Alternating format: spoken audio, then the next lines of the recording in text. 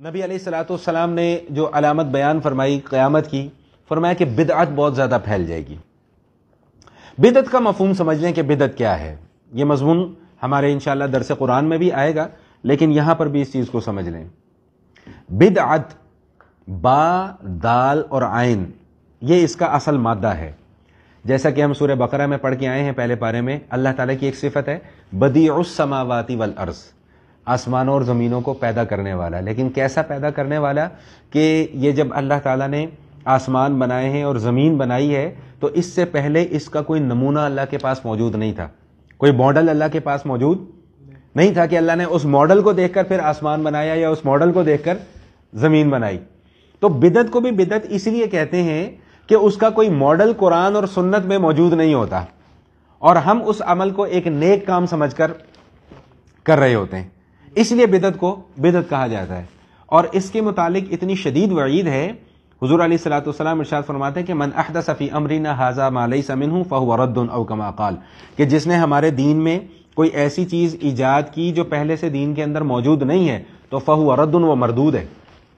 اور ایک اور حدیث میں آتا ہے کہ حضور علیہ الصلوۃ والسلام ارشاد فرماتے ہیں کہ میں اپنے امتیوں کا انتظار حوض کوثر پر کر رہا ہوں گا، تو ایک جماعت آ رہی ہوگی تو فرشتے اس جماعت کو روک لیں گے، تو نبی علیہ الصلوۃ والسلام فرمائیں گے کہ یہ میرے اپنے ہیں، ان کو آنے دو میرے پاس۔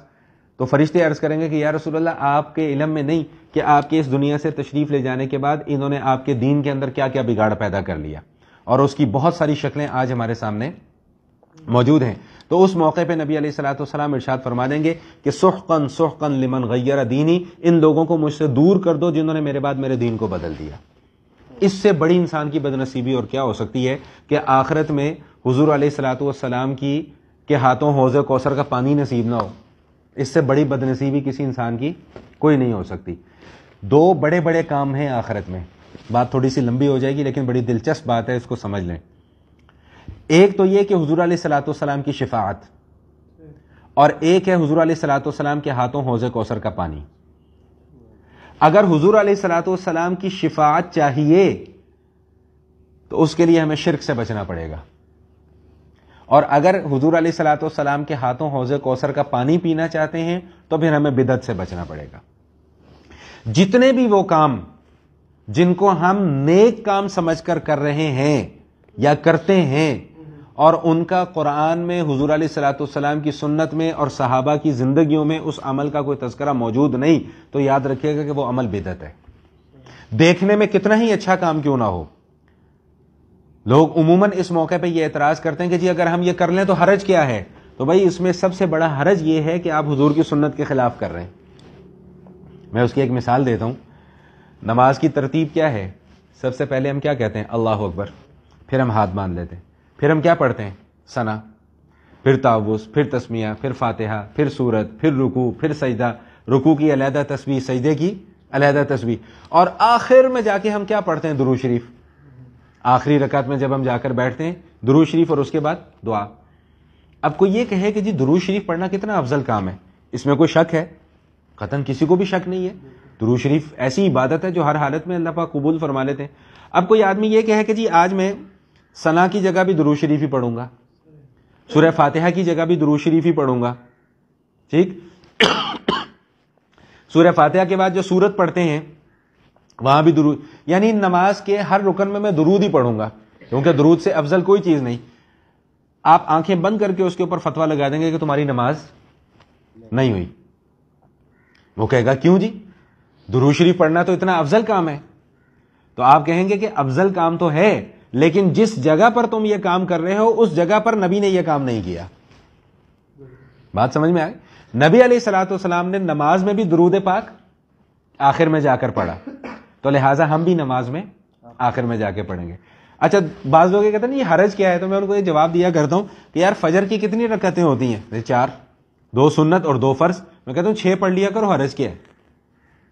پڑھے گا کوئی 6 رکعت فجر کی؟ نہیں پڑھے گا۔ ظہر کی کتنی رکعتیں ہوتی ہیں نوافل اور سنت ملا کے؟ 12۔ بھائی آپ 16 پڑھ لیا کرو، حرج کیا ہے؟ تو جب یہ حرج کیا ہے والا سوال ہے تو یہ سوال تو پھر ہر جگہ پر آئے گا۔ تو اس کا بڑا آسان سا جواب یہ ہے کہ حرج یہ ہے کہ اللہ کے نبی کی سنت نہیں ہے۔ اور ایک دوسری بات سمجھ لیجئے گا کہ بدعت کا تعلق مسائل کے ساتھ ہوتا ہے، وسائل کے ساتھ نہیں ہوتا. یہ اعتراض بھی لوگ کرتے ہیں، جی ٹھیک ہے پھر آپ موٹر سائیکل پہ کیوں سفر کرتے ہیں، جی پھر آپ گاڑی میں کیوں سفر کرتے ہیں، پھر آپ اے سی میں کیوں بیٹھتے ہیں، پھر آپ پنکھے میں کیوں بیٹھتے ہیں، پھر آپ قرآن پاک پڑھنے کے لیے تپائیوں کا کیوں استعمال کرتے ہیں. اور بھائی یہ ساری کی ساری چیزیں تو ذریعہ ہے، وسیلہ ہے، سہولت ہے، اس کو بدعت کے زمرے میں کیوں گھسیڑتے ہو؟ بدعت کا تعلق تو عبادات کے ساتھ ہے، مسائل کے ساتھ ہے، کہ آپ وہاں پر اپنی طرف سے چیزوں کے اندر اضافہ کرتے چلے جا رہے ہیں. اور بعض لوگوں نے تو حضور علیہ الصلوۃ والسلام کی محبت کے نام پر ایسے ایسے کام شروع کر دیے جو نہ کبھی خود حضور علیہ الصلوۃ والسلام نے اپنی زندگی میں کیے، نہ ان کے صحابہ نے اپنی زندگی میں کیے. حالانکہ صحابہ کی محبت تو حضور علیہ الصلوۃ والسلام سے ہم سے کئی درجے زیادہ ہے. ہم تو صرف دعویٰ کرتے ہیں، انہوں نے تو عمل کر کے دکھایا. میرا خیال ہے بات سمجھ میں آ گئی ہوگی کہ بدعت کس عمل کو کہتے ہیں، کہ ہر وہ عمل جس کو نیکی کا کام سمجھ کر کیا جائے اور اس عمل کا کوئی نمونہ حضور کی زندگی میں، صحابہ کی زندگی میں موجود ہی نہ ہو. اور یہ شرط ہے کہ اس کو دین کا حصہ سمجھ کے کیا جائے کہ یہ دین کے اندر شامل ہے، حالانکہ وہ دین کے اندر شامل نہیں ہوتا. ایک حدیث میں سنا دیتا ہوں، پھر میں بات کو آگے چلاتا ہوں. غالباً سیدنا ابوبکر صدیق رضی اللہ تعالیٰ عنہ سے مروی ہے. وہ فرماتے ہیں کہ شیطان نے ایک مرتبہ یہ کہا کہ میں نے لوگوں کو گناہوں سے ہلاک کرنا چاہا تو لوگوں نے مجھے استغفار کے ذریعے سے ہلاک کر دیا. یعنی میں لوگوں سے گناہ کرتا تھا، وہ استغفار کرتے تھے، اللہ ان کو معاف کر دیتا تھا. پھر کہتا ہے کہ میں نے ایسی چال چلی کہ لوگوں کو ایسے کاموں میں لگا دیا کہ جس کو وہ گناہ ہی نہیں سمجھتے، حالانکہ وہ گناہ کے کام ہے اور وہ نیکی کا کام سمجھ کے کر رہے ہوتے ہیں. حدیث شریف میں آتا ہے کہ بدعتی کو توبہ کی توفیق ہی نہیں ہوتی. پوچھا گیا یا رسول اللہ وہ کیسے؟ فرمایا کہ وہ گناہ کو گناہ ہی نہیں سمجھ رہا ہوتا، وہ تو اس کو نیک کام سمجھ کے کر رہا ہے. وہ تو یہ سمجھ کے کر رہا ہے کہ جی میں پورے سال کا ثواب کما رہا ہوں یہ کام کر کے، حالانکہ اس کو رتی برابر بھی اسے ثواب نہیں مل رہا ہوتا. تو عرض کرنے کا مقصد یہ تھا کہ حضور علیہ الصلوۃ والسلام فرماتے ہیں کہ قیامت کے قریب بدعات بہت زیادہ رائج ہو جائیں گی. یہ بھی قیامت کی علامتوں میں سے ایک علامت ہے. ایک دو احادیث سماعت فرما لیں پھر ہم تاکہ اس بات کو مکمل کریں. سیدنا عبداللہ ابن عباس رضی اللہ تعالیٰ عنہ فرماتے ہیں، یہ دیکھیے کیا میں قربان جاؤں آقا علیہ السلام اور ان کے صحابہ پر کہ انہوں نے آنے والے وقتوں کی لفظ بلفظ نشاندہی کی اور ہم اپنی آنکھوں سے وہ چیز ہوتے ہوئے دیکھ رہے ہیں. یہ غور سے سنیں، یہ حدیث غور سے سنیں. فرمایا عبداللہ ابن عباس رضی اللہ تعالیٰ عنہما نے فرماتے ہیں کہ لوگ ہر سال ایک نئی بدعت ایجاد کریں گے، ہر سال. اور ہمارے ہاں بھی یہی ہو رہا ہے جی. پہلے حضور علیہ الصلوۃ والسلام کے نام پر حلوے کی دیگیں پکا کرتی تھیں، یہ کچھ ہوا کرتا تھا. پھر آہستہ آہستہ وہ جلسے جلوسوں میں تبدیل ہو گئی. اب جلسے جلوسوں میں وہ ساتھ ساتھ بینڈ بھی آ گیا، بینڈ کے ساتھ ساتھ اب وہاں پر ڈی جے آ گیا، پھر ڈی جے کے ساتھ ساتھ وہاں پر ڈانس آ گئے، اور اس ڈانس کو بھی نعوذ باللہ ایک بعض لوگ اس کو جائز قرار دینے کی کوشش کر رہے ہوتے ہیں. تو یہ ہر سال ایک بدعت میں اضافہ ہوتا چلا جا رہا ہے. تو کیا فرمایا کہ لوگ ہر سال ایک نئی بدعت ایجاد کریں گے اور ایک سنت کو ختم کر دیں گے. اور ایک اور حدیث میں آتا ہے کہ جب کوئی قوم کوئی بدعت ایجاد کرتی ہے تو سزا کے طور پہ اللہ تعالیٰ ان سے ایک سنت اٹھا لیتے ہیں، اور اس وقت سے پناہ مانگیں کہ اللہ نہ کرے کیونکہ ایسا وقت آئے ہم پر کہ نبی علیہ الصلوۃ والسلام کی کوئی سنت ہمارے پاس محفوظ ہی نہ ہو. کس کے پیچھے چلیں گے؟ کیونکہ ہمارا تو جینا مرنا ہی حضور کی زندگی ہے، حضور کی ذات اقدس ہے. انہی کی وجہ سے ہم کلمہ پڑھ رہے ہیں، انہی کی وجہ سے ہمارے ذہنوں کے اندر جنت اور دوزخ کا تصور ہے، انہی کی وجہ سے اللہ کی عبادت کرتے ہیں، اللہ پر ایمان رکھتے ہیں. اگر حضور اقدس صلی اللہ تعالی وسلم کی ذات اقدس ہی ہم سے چھوٹ جائے تو پھر باقی پیچھے رہ کے جائے. ٹھیک ہے وہ ایک علیحدہ ایشو ہے کہ ہم بہت گناہ گار ہیں، ہم بہت سیاکار ہیں، دنیا کا کوئی گناہ ایسا نہیں جو ہم نہ کرتے ہوں، لیکن ایک عمل ضرور ہے کہ جس سے ہم یہ امید لگا سکتے ہیں کہ اللہ شاید ہمارے اس ایک عمل کی بدولت اللہ ہمیں معاف فرما دے گا، اور وہ عمل ہے نبی علیہ الصلوۃ والسلام سے اور ان کی سنت سے، ان کے طریقے سے محبت.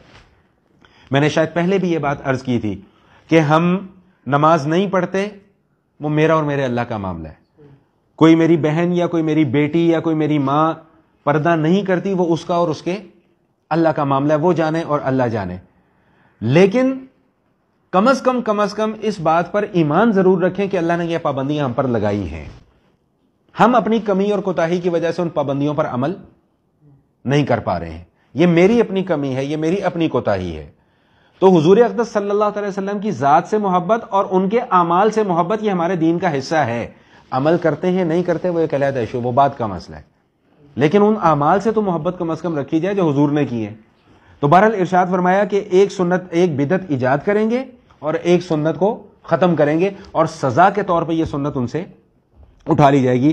اور فرمایا کہ اس طرح ہوتے ہوتے بدعتیں زندہ رہ جائیں گی اور سنتیں حضور علیہ الصلوۃ والسلام کی اس دنیا سے مٹ جائیں گی. الامان الحفیظ. دعا کریں کہ اللہ ہمیں وہ وقت نہ دکھائے.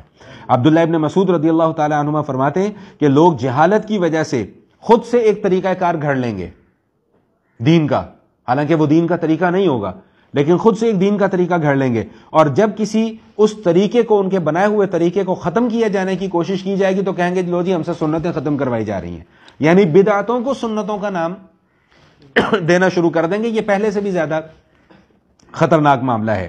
تو لوگوں نے پوچھا کہ حضرت ایسا کب ہوگا؟ تو فرمایا کہ ایسا تب ہوگا جب جاہلوں کی کثرت ہو جائے گی، علماء ختم ہو جائیں گے، جاہل دنیا کے اندر رہ جائیں گے، علماء اور فقہاء کم ہو جائیں گے، جو سمجھدار علم رکھنے والے لوگ ہیں، عمل کرنے والے لوگ ہیں وہ کم ہو جائیں گے، پاکھنڈی گروپ جو ہے وہ چھا جائے گا، نمود و نمائش والے مولوی، ناچ گانے والے مولوی، ہاں جی، اور وہ نوٹ نچھاور کرنے والے مولوی اور ڈرامے بازیاں کرنے والے مولوی، اس ٹائپ کے مولوی عام ہو جائیں گے، اور جو جینون علماء ہوں گے، علماء حق جو ہوں گے، وہ اس دنیا سے کم ہونا شروع ہو جائیں گے.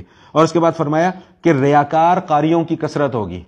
یہ قاری حضرات ہوتے ہیں نا جی، بڑے لے لگا کے قرآن پڑھ رہے ہیں، اور جناب بڑے ان کے اوپر نوٹ نچھاور کیے جاتے ہیں جی، پھولوں کی بارش ان کے اوپر کی جاتی ہے، ان کے ریٹ فکس ہوتے ہیں کہ میں تلاوت کرنے کے اتنے پیسے لوں گا. ایسے قاریوں کے متعلق اللہ کے نبی نے فرمایا کہ قیامت کے قریب ایسے لوگ ہوں گے جو قرآن تو پڑھیں گے لیکن قرآن ان کے حلق سے نیچے نہیں اترے گا، یعنی ان کے دل میں قرآن نہیں اترے گا. تو یہ ریاکار قرا جو ہیں ان کی بہت زیادہ کثرت ہو جائے گی، اور یہ چیز بھی اس وقت ہم اپنی آنکھوں سے دیکھ رہے ہیں. اس میں ایک چیز کا اور اضافہ کر لیں، یہ ڈسکو نعت خواں بھی آ جائیں گے. ڈسکو نعت خواں، میں ڈسکو کا لفظ استعمال کر رہا ہوں، ڈسکو گانوں کی طرز پہ نعتیں پڑھی جا رہی ہیں، اور لوگ بھی ایسے پاونوں کی طرح جھوم رہے ہوتے ہیں. وہ کیوں جھوم رہے ہوتے ہیں؟ آپ نے کبھی اس چیز کو اندازہ لگانے کی کوشش کی؟ کیوں اتنا خوش ہو رہے ہوتے ہیں؟ ایک ہوتا ہے سکون، ایک ہوتا ہے سرور. سکون جو ہے نا وہ یہاں پہ آتا ہے، اور سرور جسم پر ظاہر ہوتا ہے.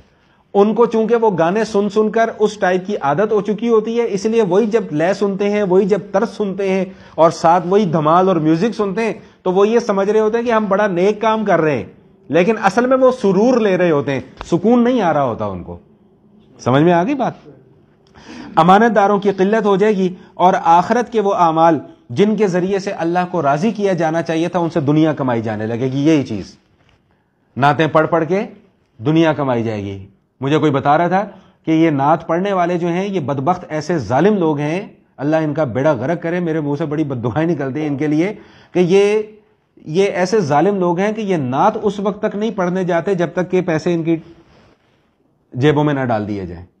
یار ہم اتنے گئے گزرے ہیں، ہم اتنے بد نصیب لوگ ہیں کہ ہمیں حضور کی نعت سننے کے لیے بھی لوگوں سے ریٹ فکس کرنے پڑتے ہیں. اور بعض نعت خواں جن کا ذرا نام بڑا ہو گیا ان کے ریٹس تو لاکھوں میں چلے گئے. جہاز کا ٹکٹ علیحدہ، رہائش کا انتظام علیحدہ، پھر آئیں گے اور پھر نخرے کر کے ایک دو نعتیں پڑھ کے تو یہ جا اور وہ جا.